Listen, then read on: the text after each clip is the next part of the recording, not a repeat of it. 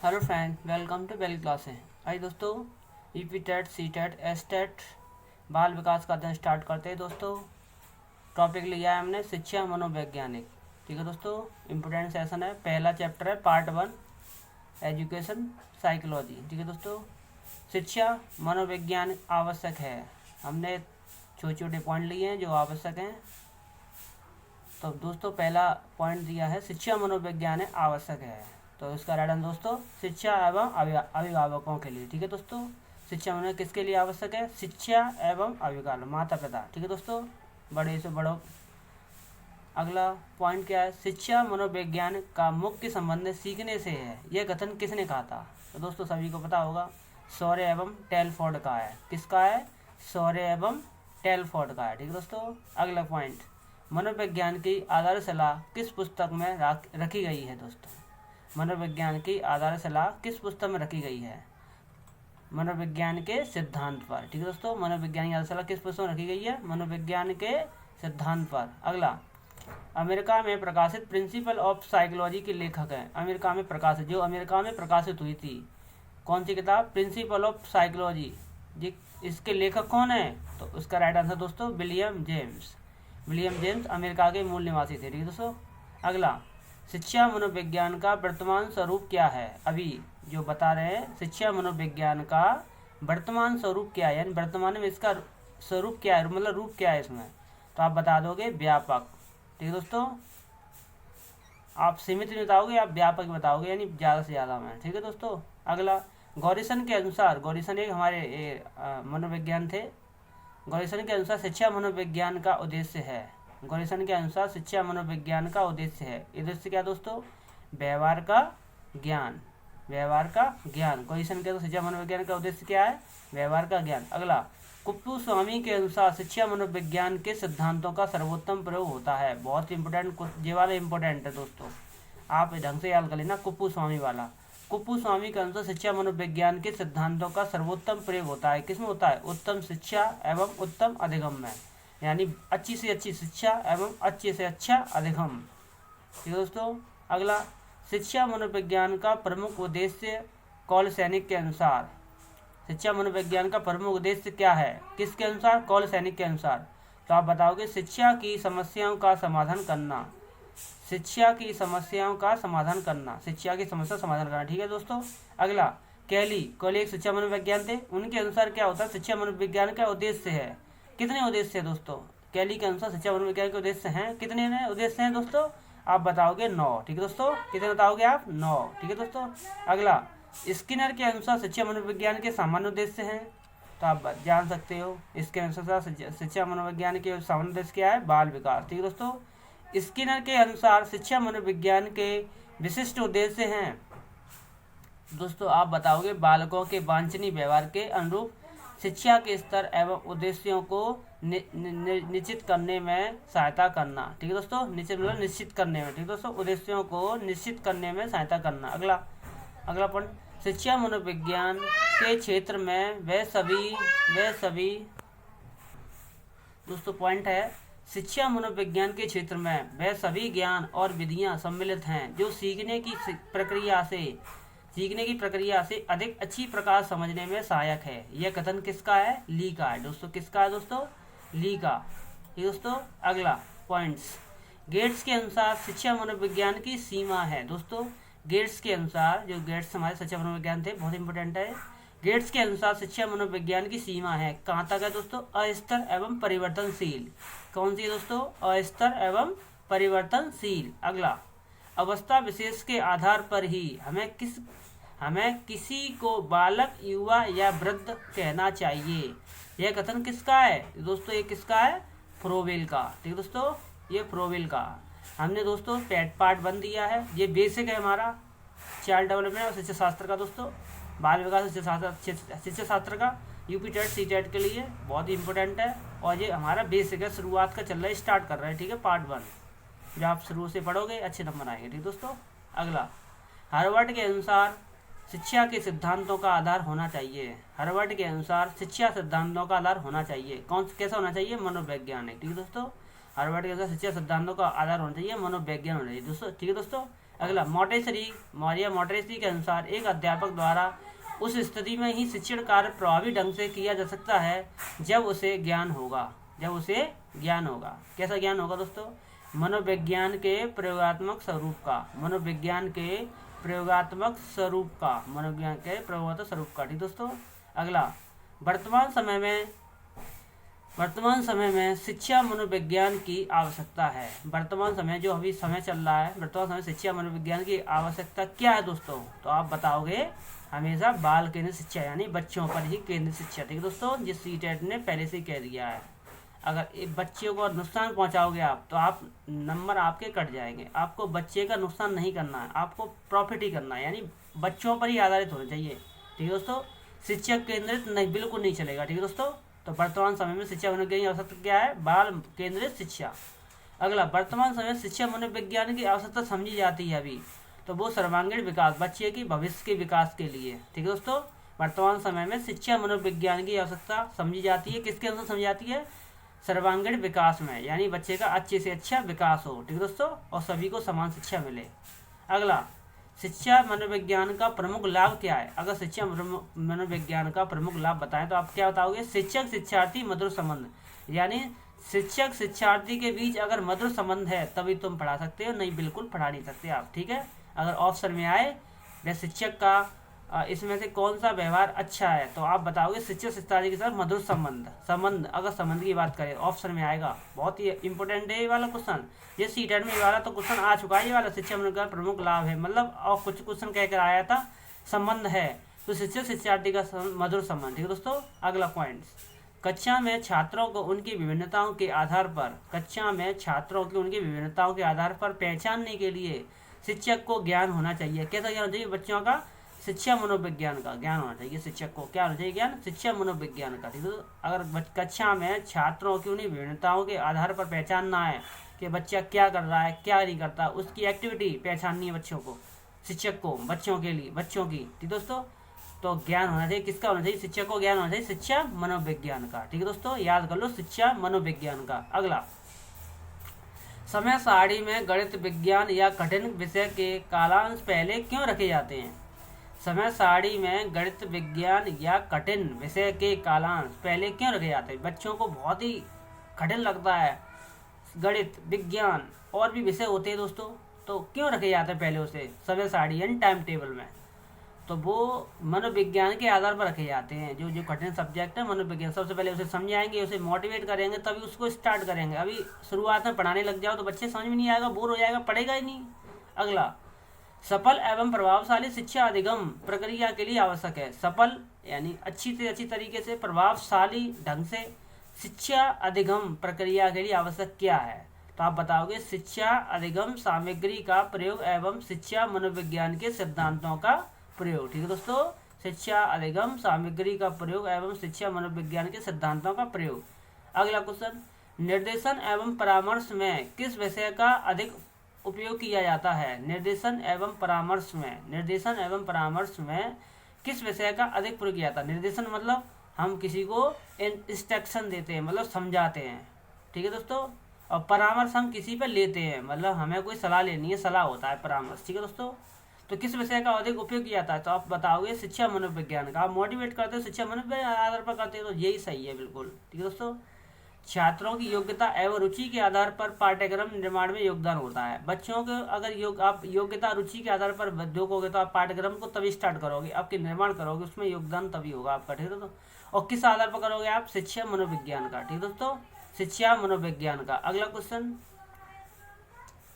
बुद्धि परीक्षण विषय है, किस विषय का बुद्धि परीक्षण? आप बताओगे शिक्षा मनोविज्ञान का। आप शिक्षा मनोविज्ञान चैप्टर चल रहा है तो आप शिक्षा मनोविज्ञान आधार पर करोगे। ये बेसिक चीज है, शुरुआत में पढ़ना पड़ेगा आपको, शिक्षा शास्त्र और बाल विकास। ठीक है दोस्तों, सीटेट यूपीटेट दोनों के लिए 15-15 नंबर सीटेट में और 30 नंबर, लगभग 28 नंबर या 27 नंबर यूपीटेट, और शिक्षा शास्त्र 2-3 नंबर का आता, ज़्यादा नहीं आता। ठीक है दोस्तों।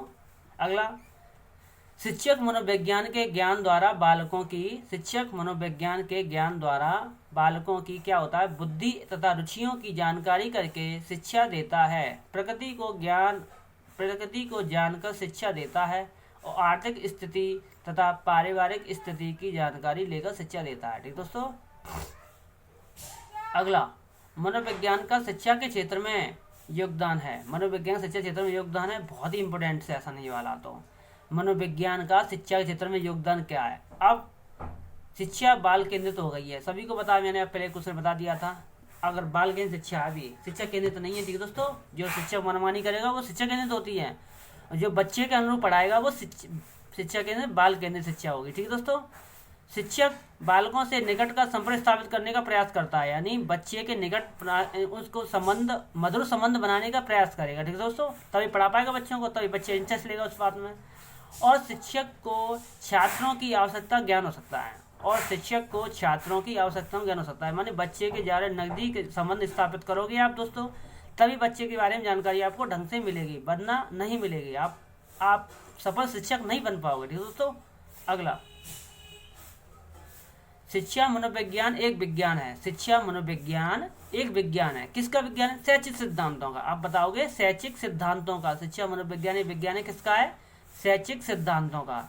अब अगला आता है पॉइंट, शिक्षा मनोविज्ञान की उत्पत्ति मानी जाती है। आप बताओगे 1900 वर्ष, ठीक है दोस्तों। वर्ष 1900 यानी 1900 वर्ष, ठीक है दोस्तों। शिक्षा मनोविज्ञान की उत्पत्ति मानी जाती 1900 साल तक, ठीक दोस्तों। मनोविज्ञान शब्द के समानांतर अंग्रेजी भाषा के शब्द साइकोलॉजी की व्युत्पत्ति किस भाषा से हुई है? आप सभी को बताओगे ग्रीक भाषा से हुई है। ज़्यादातर ही ग्रीक और लैटिन भाषा तो कम आती है, ग्रीक की भाषा ही से है, ठीक है दोस्तों। याद तो आप भूल जाओ तो कोई बात नहीं, ग्रीक भाषा ही लगाना, वो सही होता है, मतलब 99% ग्रीक भाषा ही लगाना, ठीक है। तो आप मनोविज्ञान का तो समझ गए होंगे। साइकोलॉजी शब्द किससे लिया गया है, किस भाषा से लिया गया? साइकोलॉजी शब्द ग्रीक भाषा से। ग्रीक भाषा आप बताओगे, ग्रीक भाषा ओनली, ठीक है दोस्तों, इंपोर्टेंट है। शिक्षा मनोविज्ञान का संबंध है। अब बता रहे शिक्षा मनोविज्ञान का संबंध किससे है? शिक्षा से, दर्शन से और मनोविज्ञान से, ठीक है दोस्तों। किस किस से है? शिक्षा से है। शिक्षा मनोविज्ञान मतलब अब डेवलप करोगे शिक्षा मनोविज्ञान, तो किस किस से संबंध है इसका? शिक्षा से भी है, ठीक है दोस्तों, एजुकेशन। और दर्शन से है, जो हमारे धर्म स्थल होते हैं उससे भी दर्शन से है। और मनोविज्ञान से, जो हमारे व्यक्ति जो हमें ढंग से समझाते हैं वो मनोविज्ञानी तरह से समझो दोस्तों। तो शिक्षा से, दर्शन से और मनोविज्ञान, ठीक है, तीनों हैं, ठीक दोस्तों। अब शिक्षा का शाब्दिक अर्थ पूछे तो क्या होता है? तो शिक्षा का शाब्दिक अर्थ होता है पालन पोषण करना, सामने लाना और नेतृत्व देना, ठीक दोस्तों। नेतृत्व यानी उसका नेतृत्व करना। थोड़े मिस प्रिंट हो गया है, प्रिंट में कोई दिक्कत नहीं है, मगर आप समझो, पालन पोषण करना, सामने लाना और नेतृत्व करना, ठीक है दोस्तों। अगला, मनोविज्ञान वातावरण के संपर्क में आने वाले व्यक्तियों के क्रियाकलापों का विज्ञान है। यह कथन किसका है? मनोविज्ञान वातावरण के संपर्क में आने वाले व्यक्तियों के क्रियाकलापों का विज्ञान है। यह कथन किसका है दोस्तों? तो आप बताओगे वुडवर्थ का, ठीक है दोस्तों। किसका बताओगे आप? वुडवर्थ का। इम्पोर्टेंट सेशन है। अगर आपने अभी तो हमारा चैनल सब्सक्राइब नहीं किया तो सब्सक्राइब कीजिए और बेल आइकन जरूर प्रेस कीजिए, क्योंकि हम अच्छे से अच्छी वीडियो आप बना के देंगे आपको यूपीटेट सीटेट के लिए दोस्तों, ठीक है दोस्तों। अगर आपको फ्री में नोट्स चाहिए यूपीटेट सीटेट एस्टेट के लिए तो आप हमारा टेलीग्राम ज्वाइन कर सकते हो। टेलीग्राम का चैनल का नाम है वैली क्लासेज यूपीटेट एस्टेट, ठीक दोस्तों। टेलीग्राम पर वैली क्लासेज यूपीटेट एस्टेट। अगला, मनोविज्ञान शिक्षा का आधारभूत विज्ञान है। मनोविज्ञान शिक्षा का आधारभूत विज्ञान है। यह कथन किसका दोस्तों? तो आप बताओ दोस्तों, स्किनर का, ठीक है दोस्तों। किसका बताओगे आप? स्किनर का। अगला, शिक्षा मनोविज्ञान सामग्री संबंध है। किसका संबंध है? शिक्षा मनोविज्ञान की विषय सामग्री किससे संबंधित है? तो आप बताओगे सीखने से। किससे है? सीखने से, ठीक है दोस्तों। किससे बताओगे आप? सीखने से। अगला, शिक्षा मनोविज्ञान में जिन बालकों के व्यवहार का अध्ययन किया जाता है, शिक्षा मनोविज्ञान में जिन बालकों के व्यवहार का अध्ययन किया जाता है वह है, क्या है वो? मंदबुद्धि, पिछड़े हुए और समस्यात्मक। शिक्षा मनोविज्ञान जिन बालकों के व्यवहार का अध्ययन किया जाता है वो है मंदबुद्धि होते हैं, मतलब कमजोर, पिछड़े हुए बालक भी होते हैं और समस्यात्मक भी होते हैं, झगड़ालू, चोरी करना, ये समस्यात्मक बालक होते हैं, ठीक है दोस्तों। अगला, सीखने की प्रक्रिया के अंतर्गत शिक्षा मनोविज्ञान का अध्ययन करता है। सीखने की प्रक्रिया के अंतर्गत शिक्षा मनोविज्ञान अध्ययन करता है। किसका अध्ययन करता है? सीखने की प्रक्रिया अंतर्गत शिक्षा मनोविज्ञान अध्ययन करता है। किसका अध्ययन करता है? आप बताओगे प्रेरणा एवं पुनर्बलन के प्रभाव का अध्ययन। प्रेरणा व पुनर्बलन के प्रभाव का अध्ययन। अगला, मनोविज्ञान मन का विज्ञान है। किसने कहा था? ये किसने कहा था, आप सभी को पता है, इम्पोर्टेंट है ये वाला, अरस्तु का। आप ढंग से याद कर लेना, अरस्तु। मनोविज्ञान मन का विज्ञान है, किसने कहा था, अरस्तु का। मनोविज्ञान मन का विज्ञान है, मन का, तो आप बताओगे अरस्तु का। आप ये समझ लो, माइंड है हमारा, तो आप समझ लेना हमारा अरस्तु मतलब आज से आ रहा है, हमारा शुरुआत में आई आता है, इसलिए मन, यानी स्टार्टिंग में मन ही आता है, आप ऐसे याद कर सकते हैं। ठीक है दोस्तों। अगला, शिक्षा मनोविज्ञान अध्यापकों की तैयारी की आधारशिला है। शिक्षा मनोविज्ञान अध्यापकों की तैयारी की आधारशिला है, यह कथन किसका है, तो आप बताओगे स्किनर का। ठीक है दोस्तों, अध्यापकों की तैयारी को आधारशिला है, यह कथन किसका है, स्किनर का। आंकड़ों का व्यवस्थापन करने हेतु संकलित आंकड़ों के संबंध में निम्नलिखित कार्य करना होता है। वर्गीकरण, साड़ियन, आलेखीय, निरूपण। ठीक है दोस्तों। अगला, मनोविज्ञान शिक्षा के क्षेत्र में सहायता देता है तथा बताता है। क्या बताता है, मनोविज्ञान शिक्षा क्षेत्र में सहायता देता है, हेल्पफुल है, और भी इन्फॉर्मेशन देता है। ठीक दोस्तों, तो आप बता दोगे शिक्षा के उद्देश्य संभावित हैं अथवा नहीं है। ठीक है, शिक्षा के उद्देश्य संभावित हैं अथवा नहीं है। ठीक है दोस्तों, बताता है कि शिक्षा के उद्देश्य संभावित हैं अथवा नहीं, ये बताता है। ठीक है दोस्तों, क्या बताता है, शिक्षा के उद्देश्य संभावित हैं अथवा नहीं। अगला, शिक्षा मनोविज्ञान का अध्ययन अध्यापक को इसलिए करना चाहिए। शिक्षा मनोविज्ञान का अध्ययन अध्यापक को इसलिए करना चाहिए ताकि इसकी सहायता से अपने शिक्षण को अधिक प्रभावशाली बना सकें। जब देखो अगर टीचर ढंग से बच्चों को पढ़ाना चाहता है तो पहले उसे शिक्षा मनोविज्ञान का अध्ययन करना पड़ेगा, वरना वो बच्चों को ढंग से नहीं पढ़ा पाएगा। आप बच्चे का डेवलप करना है तो आपको सबसे पहले आपको ट्यूशन लेनी पड़ेगी, खुद की ट्यूशन, मतलब खुद अपने आप सेल्फ स्टडी करनी पड़ेगी, बच्चों का शिक्षा मनोविज्ञान का अध्ययन करना पड़ेगा, तभी वो टीचर उसकी बच्चे की सहायता कर सकता है। इसलिए इसकी सहायता से शिक्षण अधिगम को प्रभावशाली बना सके, यानी वो अपने तरीके से उस चैप्टर को डेवलप कर सके, मतलब सच्चे मनोविज्ञान के आधार पर। ठीक है दोस्तों। अगला, मनोविज्ञान व्यवहार का शुद्ध विज्ञान है। मनोविज्ञान व्यवहार का शुद्ध विज्ञान है। इस परिभाषा के प्रतिपादक कौन है, तो आप बताओगे ई वॉटसन। क्या बताओगे आप, ई वॉटसन। मनोविज्ञान व्यवहार का शुद्ध विज्ञान है, किसने कहा था, वॉटसन ने कहा था। अगला, अचेतन मन का अध्ययन किया जाता है। अचेतन मन का अध्ययन किया जाता है, तो आप बता दोगे मनोविश्लेषण विधियों द्वारा।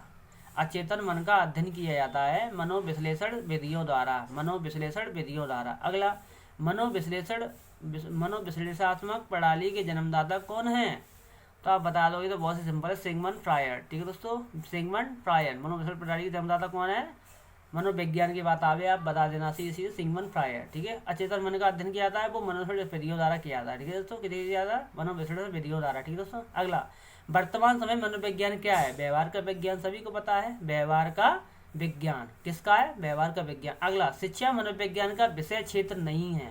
शिक्षा मनोविज्ञान का विषय क्षेत्र नहीं है, किसका नहीं है, शैक्षिक मूल्यांकनों का। किसका नहीं है, शैक्षिक मूल्यांकन का। अगला, शिक्षा किसी निश्चित स्थान पर प्राप्त की जाती है। शिक्षा किसी निश्चित स्थान पर प्राप्त की जाती है, यह कथन शिक्षा के किस अर्थ में, यह कथन शिक्षा के किस अर्थ में प्रयुक्त होता है, तो आप बता दोगे शिक्षा का संकुचित अर्थ। शिक्षा का संकुचित अर्थ, शिक्षा किसी निश्चित स्थान पर प्राप्त की जाती है, यह कथन किसका है, यह कथन शिक्षा के किसी अर्थ में प्रयुक्त होता है, शिक्षा का संकुचित अर्थ। ठीक है दोस्तों। अगला, साइकी का अर्थ है, साइकी का अर्थ है मानवीय आत्मा का, मानवीय आत्मा या मन, मानवीय आत्मा या मन। ठीक है, साइकी का अर्थ क्या होता है, मानवीय आत्मा या मन। मनोविज्ञान को व्यवहार का विज्ञान कहा जाता है, किसने कहा था, आप बता दोगे, मनोविज्ञान को व्यवहार का विज्ञान कहा, किसने कहा था, वॉटसन ने। ठीक दोस्तों, ई वॉटसन ने। अगला, मनोविज्ञान मन का वैज्ञानिक अध्ययन है। मनोविज्ञान मन का वैज्ञानिक अध्ययन है जिसके अंतर्गत न केवल बौद्धिक अपितु संवेगात्मक अनुभूतियों, उत्प्रेरक शक्तियों तथा कार्य या व्यवहार भी सम्मिलित है। यह कथन किसका है, C.W. वैलेंटाइन का। ठीक दोस्तों, किसका है, C.W. वैलेंटाइन का। अगला, मनोविज्ञान क्या है, आत्मा का विज्ञान है, मन का विज्ञान है और चेतना का विज्ञान है। दोस्तों, आप बताओगे मनोविज्ञान क्या है, आत्मा का भी विज्ञान है, मन का भी है और चेतना का भी है। ठीक है दोस्तों, आत्मा, मन, चेतना। अगला, मानव मन को प्रभावित करने वाला कारक क्या है? मानव मन को प्रभावित करने वाला कारक क्या है? दोस्तों क्या है? व्यक्तियों की रुचियाँ, अभिक्षमताएं, अभियोग्यताएं व वातावरण। ठीक है दोस्तों। अगला, मनोविज्ञान को शुद्ध विज्ञान मन है, किसने कहा था? ये जेम्स ड्रेवन ने। मनोविज्ञान को शुद्ध विज्ञान माना है, तो जो माना है तो जेम्स ड्रेवन ने माना। ठीक है दोस्तों। अगला, शिक्षा मनोविज्ञान है। शिक्षा क्या है? मनोविज्ञान का एक अंग है। शिक्षा मनोविज्ञान है, शिक्षा मनोविज्ञान मनोविज्ञान का एक अंग है। ठीक है दोस्तों। अगला, शिक्षा मनोविज्ञान की प्रकृति से संबंध में कहा जा सकता है। शिक्षा मनोविज्ञान की प्रकृति से संबंध में कहा जा सकता है, यह सर्वव्यापी है तो सार्वभौमिक भी है। यह सर्वव्यापी भी है तो सार्वभौमिक भी है, दोनों। ठीक है दोस्तों। अगला, मनोविज्ञान के अंतर्गत मानव का अध्ययन किया जाता है। मानव विज्ञान के अंतर्गत मानव का अध्ययन किया जाता है, मतलब ये कैसा मानव है। ठीक है दोस्तों। अगला, शिक्षा मनोविज्ञान के अध्ययन के उद्देश्य हैं। शिक्षा मनोविज्ञान के अध्ययन के उद्देश्य हैं विद्यार्थियों द्वारा किसी बात के सीखे जाने को प्रभावित करना। ठीक है दोस्तों। अगला,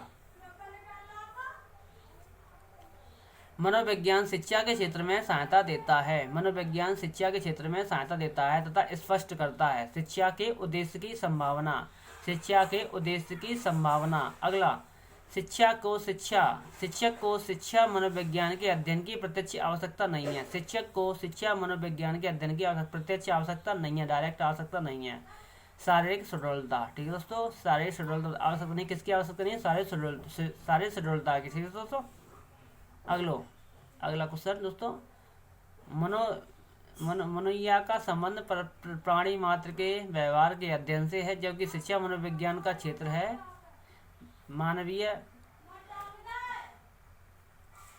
मानवीय व्यवहार के अध्ययन से है। शैक्षिक संस्थाओं में मानव व्यवहार से है। ठीक है दोस्तों। अगला, शिक्षण प्रक्रिया के अंग हैं। शिक्षण के उद्देश्य शिक्षण को सार्थक बनाने वाले ज्ञानानुभव शिक्षण का मूल्यांकन। ठीक है दोस्तों। अगला,